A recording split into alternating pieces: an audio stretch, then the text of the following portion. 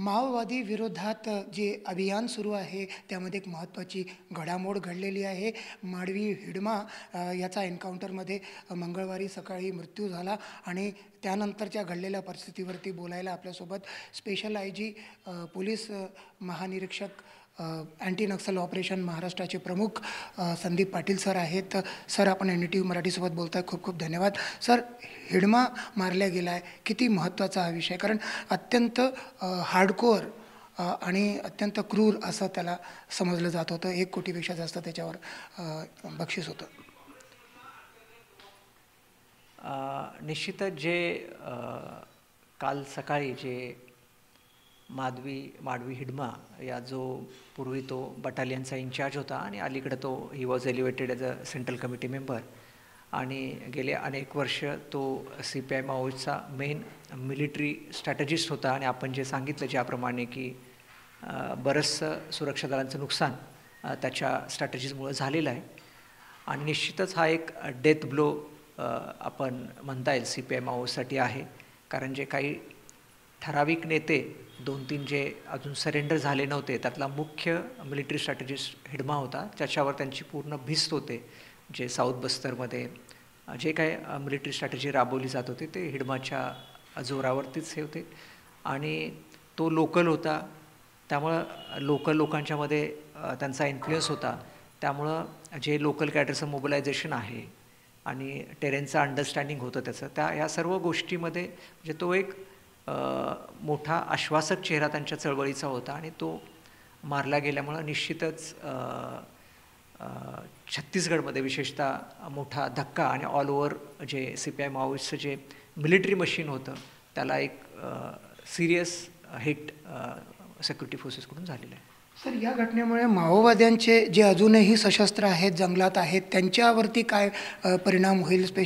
विशेषतः म्हणजे मानसिक काय परिणाम होईल? कारण असं म्हटलं जात होतं की अबुजमाडमध्ये जे अभियान सुरू होतं त्यानंतर कुठेतरी पळून गेला, तेलंगणाला पळून गेला हिडमा असं बोललं जातं. पण आता तो छत्तीसगडमध्येच त्याचा एन्काउंटर झालेला आहे. आता यानंतर पुन्हा एकदा जंगलातून बाहेर येतील का आणि माओवादी आणि ते आपले शस्त्र खाली ठेवतील का, असं म्हणजे अशी शक्यता आहे का? नाही, आपण म्हणाला हा एन्काउंटर छत्तीसगडमध्ये नाही झालेला, हा एन्काउंटर आंध्र प्रदेशमध्ये झालेला आहे. आणि निश्चित जी अपेक्षा होती की ज्यावेळेस बस्तरमध्ये प्रेशर वाढेल तर हे स्पिल आउट होतील आणि केंद्र सरकारच्या स्ट्रॅटेजीनुसार बाकी सर्व राज्य अलर्ट होते. आणि त्यामुळंच आंध्र प्रदेश पोलीस आणि अतिशय चांगली कारवाई केलेली आहे आणि हा एन्काउंटर झालेला आहे. आपण म्हणाला तसं निश्चितच या एन्काउंटरचा खूप मोठा त्यांच्या मनोबलावर परिणाम होईल. आपण पाहिलं की गेल्या महिन्यामध्ये माननीय मुख्यमंत्री महोदयांच्या समोर आपल्याला आत्मसमर्पण मोठ्या प्रमाणात झालेलं आहे, भूपती आलेलं आहे. आणि छत्तीसगडमध्ये पण 250च्या, त्यामुळं 250 कॅडर त्यावेळेस सरेंडर झालेलं आहे. त्यामुळं आता राहिलेले जे काय 200-250 कॅडर आहेत त्यामुळं ते पण आता म्हणजे एक वेगळी वेव सरेंडरची येईल असं मला वाटतंय. त्यासोबतच प्रभाकर जो आहे Dandakaranya special zonal committee member, तो महत्त्वाचा आहे महाराष्ट्रातील माओवाद संपवण्याच्या दृष्टीने. आणि त्याशिवाय जो जनरल सेक्रेटरी आहे, शीर्षस्थ नेता आहे माओवाद्यांचा देऊजी, त्याच्याबद्दल वेगवेगळ्या बातम्या येत आहेत. त्याला अटक करण्यात आलेली आहे किंवा तो एन्काउंटरमध्ये मरण पावल्या, अगदी ह्यासुद्धा बातम्या येत आहेत. काही कन्फर्मेशन आहे का सर दोन्हीच्या बाबतीत? नाही, प्रभाकर जो आहे DKZC मेंबर आणि आपल्या असं पण म्हटलं की गडचिरोलीच्या नक्षल चळवळीच्या अनुषंगाने तो महत्त्वाचा आहे. आपणही अलर्टवर आहे आणि आपलंही ऑपरेशन स्ट्रॅटेजी चालू आहे की प्रभाकरला हे करण्यासाठी, न्यूट्रलाइज करण्यासाठी. पण जे देवजीच्याबद्दल अजून कुठलंही कन्फर्मेशन आलेलं नाही आणि काय असेल तर ते निश्चितच आंध्र प्रदेश पोलीस त्याच्याबद्दल विस्तृतपणे आपल्याला माहिती देतील.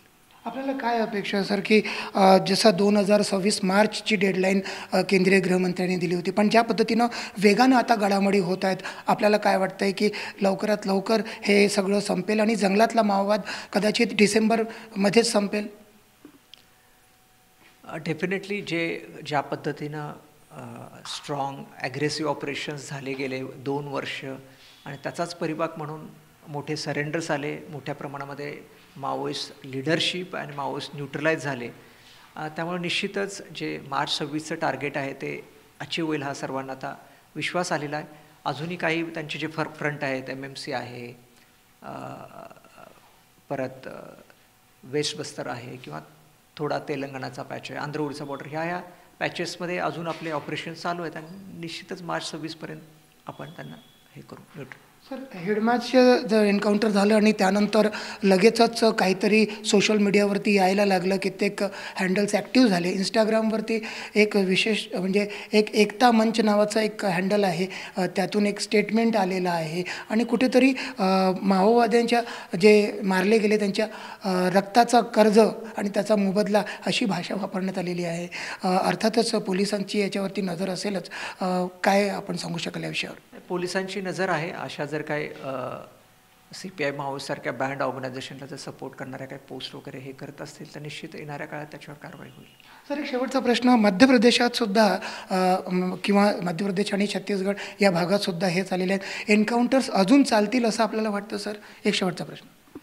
नाही, डेफिनेटली मी जे मगाशी म्हटलं, जे काही वार फ्रंट आहेत, जसं MMC झोन आहे, पुन्हा वेस्ट बस्तर आहे, तेलंगणा आहे, आंध्र ओडिसा बॉर्डर, ह्या ठिकाणी ॲग्रेसिव्ह ऑपरेशन्स, आता पावसाळा संपलेला आहे त्यामुळे पुढचे 6 महिने आणि येणाऱ्या काळात पुढेही त्यांचा नक्षल वीक आहे 8 डिसेंबरपासून, तर या काळात ॲग्रेसिव्ह ऑपरेशन्स चालू राहतील. खूप खूप धन्यवाद. तर संदीप पाटील सर सांगतायत की नक्षल्यांविरुद्ध जी मोहीम आहे त्यामध्ये कुठेही मागे होणार नाही, गती त्याची कमी होणार नाही. मोहीम सुरूच राहील आणि मार्चचं जे डेडलाईन आहे ते पूर्ण करण्यात पोलिसांना नक्कीच यश मिळेल असा आशावाद त्यांनी बोलून दाखवलेला आहे. व्हिडिओ जर्नलिस्ट विनय शुक्लासोबत संजय तिवारी, NDTV मराठी, नागपूर.